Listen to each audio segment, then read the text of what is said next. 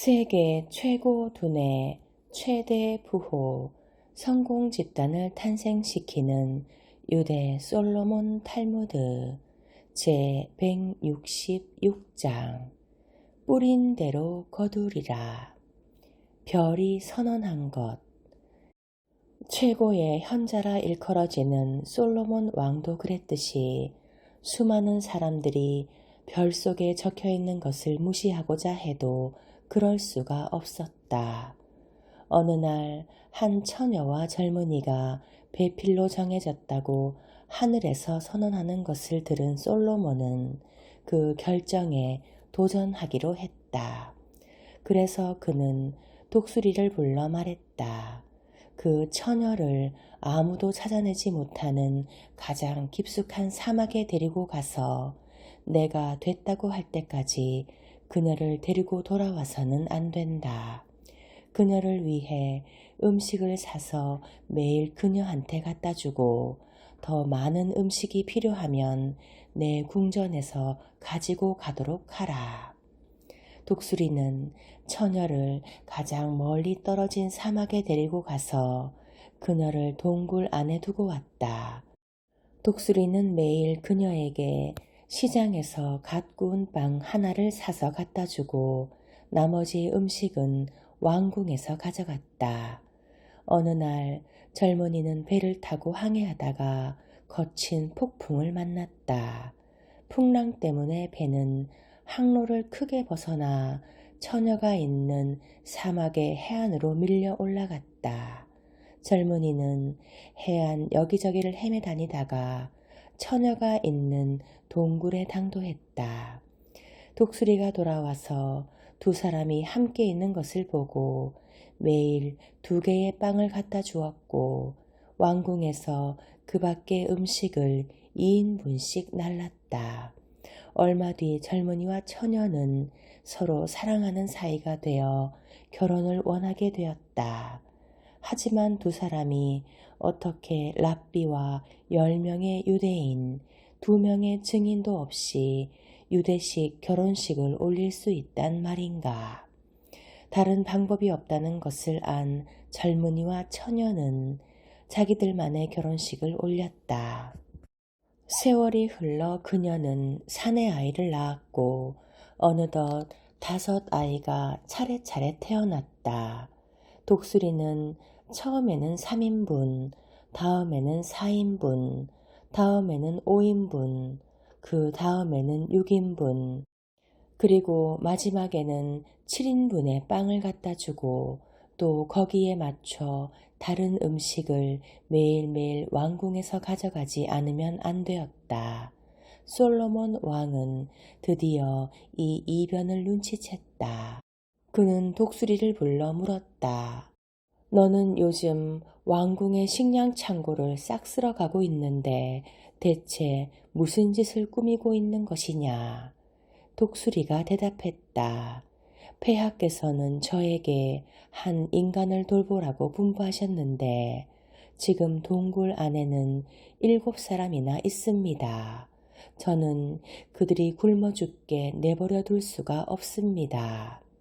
그리고 독수리는 왕에게 어떤 젊은이가 바닷가에서 밀려 올라왔을 때부터 그의 5번째 아이가 태어나기까지의 모든 경위를 얘기했다.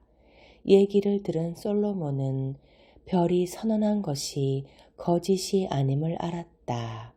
그는 그 젊은이와 처녀의 가족을 모두 데리고 오게 하여 그들을 위해 집을 지어주고 이후 그들과 그들의 자손들이 행복하게 살 수 있도록 충분한 부를 주었다. 솔로몬 왕 운과 내기하다. 모든 지배자 가운데 가장 부유했던 솔로몬 왕은 어느 날 우연히 운을 만나 다음과 같이 선언했다 한다. 사람의 행복은 부에 있는 것이므로 나는 너보다 강하다. 아닙니다. 그렇지 않습니다. 인간의 부는 운에 달려 있습니다. 운이 대답했다. 그들은 이러니 저러니 말싸움을 하다가 결국 내기를 하기로 했다. 바로 그때 인부이자 물배달꾼이기도 한 가난한 사내가 지나갔다. 폐하께서 먼저 시험해 보십시오. 운이 솔로몬에게 말했다. 솔로몬은 그 가난한 사내를 불러서 그에게 3만 세겔을 주었다. 가난한 사내는 크게 기뻐하여 왕에게 감사한 뒤 고기와 그 밖에 물건을 사는데 필요한 돈을 들고 나갔다. 남은 돈은 우도 주머니에 넣어두었다. 그는 집에 돌아가서 옆집에 가 있던 아내를 불러 그 행운에 대해 얘기했다. 하지만 그녀는 남편의 얘기를 들은 척도 하지 않았다. 그가 하루에 쥐꼬리만한 돈밖에 벌지 못하는 가난한 사람일 뿐이라는 것을 알고 있었기 때문이다. 그래서 인부는 부엌에 가서 우도수로 싼 고기를 내려놓았다. 그가 부엌을 나온 것과 동시에 개가 들어가서 고기와 우돛을 함께 물고는 어디론가 사라져 버렸다. 이튿날 솔로몬 왕과 온이 궁전에서 만났는데 그들은 그 가난한 인부의 살림이 전과 달라지지 않은 것을 보았다. 솔로몬은 그에게 더 많은 돈을 주었다. 이번에도 다시 사내는 아내를 불렀지만 그녀는 그의 말을 믿지 않았다. 그녀는 옆집에서 돌아오는 것조차 귀찮아서 죽을 지경이었다. 사내는 마당에 헌 농짝이 버려져 있는 것을 보고 그 안에 돈을 숨기고 자물쇠를 채웠다. 잠시 뒤 고물상이 와서 고물이라면 뭐든지 사겠다고 소리쳤다. 여자는 마당에 버려져 있던 낡은 농짝이 생각나서 안을 열어보지도 않고 그것을 헐값에 팔아치우고 말았다. 이튿날 온과 솔로몬 왕은 다시 만났다. 그들은 사내의 상태가 조금도 변하지 않은 것을 알았다. 왕은 다시 한번 사내에게 돈을 주었다. 이번에 그는 겨가 가득 들어있는 자루 안에 돈을 넣었다. 그런데 그의 아내가 그것을 보고 넝마주이에게 거저나 다름없이 줘버렸다. 그것이 그 자루의 마지막이었다. 온과 솔로몬 왕이 다시 만나 사내가 여전히 가난한 생활을 하고 있는 것을 보고 온이 솔로몬 왕에게 말했다. 폐하께서는 3번이나 최선을 다하셨지만 모두 성공하지 못했습니다. 이번에는 저의 차례입니다. 그렇게 말한 뒤 온은 그 가난한 사내와 얘기를 나누었다. 당신은 정말 운이 나쁜 사람이군요. 만약 직업을 바꾸어 나무꾼이라도 된다면 당신의 운도 바뀔지 모르겠습니다. 직업을 바꾼다 해도 어차피 잃을 건 아무것도 없어 하고 사내는 생각했다. 그는 왕궁을 나가 나무꾼이 되었다.